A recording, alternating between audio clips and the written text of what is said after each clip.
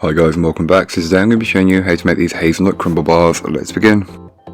To get started on the recipe, grab yourself a medium sized mixing bowl and place in the wet ingredients, or what will become the wet ingredients. So let's start with your butter, followed by your granulated sugar and your dark brown sugar. Then don't forget to add in your vanilla. Then place into the microwave and microwave until melted. Into another mixing bowl, add in your oats, your flour, followed by your raisin agent and salt. And then your chopped hazelnuts. You can use toasted or untoasted. I find toasted adds more flavour. Then just give these a brief mix until they are combined. Very simple, very easy. It should look something like this. Then check your melted mixture and it should look something like this. Give it a brief whisk just to bring it all together. Then you can go ahead and add the wet to the dry and just mix everything together until it's fully coated, and you will notice it's ready because there'll be no traces of a single ingredient. Everything is well combined. So always ensure that you're doing that well.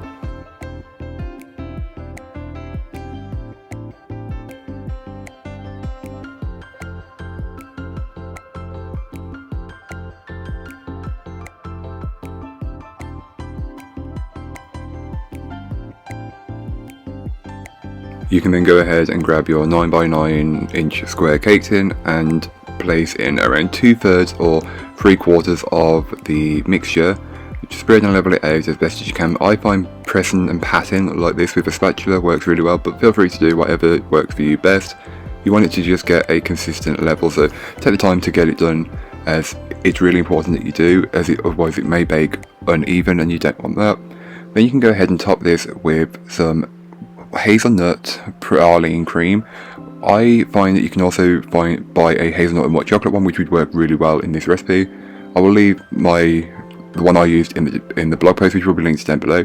Spread that out until it's level and consistent. Then take the remaining dry mixture and just scatter it on top. You don't need to get it perfect, but try and get an even coverage all over, as that will really help with the consistency later on. Then place into the oven and bake off. All that information will be in the blog post, which will be linked down below.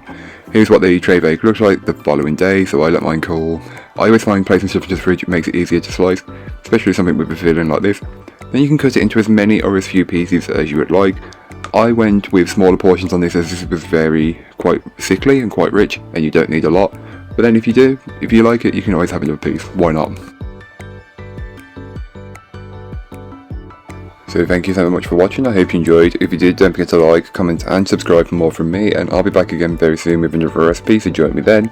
In the meanwhile, don't forget to check out the description. There'll be a link to this recipe, a link to my blog and links to all my social media. But that's all for today. I hope you enjoyed. Bye guys.